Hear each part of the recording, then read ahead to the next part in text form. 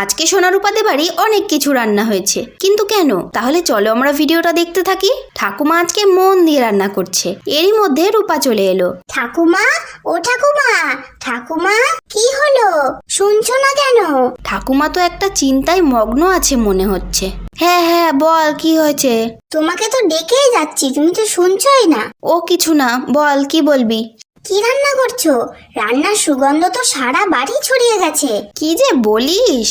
হ্যাঁ গো ঠাকুমা, ঠিক কথাই বলছি। তা কি কি রান্না করছো শুনি? ওই তেমন কিছু না, ভাত, তরকারি, মাছ, চাটনি আর পাঁপড়। এত কিছু রান্না করেছো? তাও একা হাতে করলে ঠাকুমা? তোমার জবাব নেই। এই তোরা সবাই এখানে কি করছিস? রূপার মা তো সব রান্না দেখে অবাক হয়ে গেল।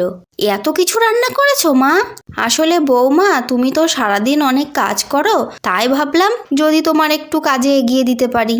সত্যি মা, আপনার মতো শাশুড়ি যেন সবাই পায়। সবাই যদি আমার মতো শাশুড়ি পায় তাহলে তো আমার নামই কেউ করবে না। তাও ঠিক কথা। যাই হোক, তাহলে এবার সবাইকে খেতে দিয়ে দিচ্ছি। তোমাকে ডাকছি তো, শুনছই না। কই, শুনতে পাইনি তো। আগে দেখো কি কি রান্না হয়েছে আজকে। কি রান্না করলে আবার? একটু এদিকে তাকাও। এত রকমের রান্না, খাওয়াটা তো বেশ ভালোই হবে। কার জন্য ভালো হবে সেটা কি জানো? মানে? আরে মা রান্না করেছে এসব। তাই? তাহলে তো খুব ভালো কথা। মা আবার এই বয়সে এত কিছু রান্না করতে গেল কেন? এমনি করলাম শখ করে। দেখো বাবা, খাবার কিন্তু ঠান্ডা হয়ে যাচ্ছে। সবাই বসো, আমি খেতে দিচ্ছি। মাও বসে পড়ো। আগে গুলটে, রূপা, সোনা এদেরকে দাও।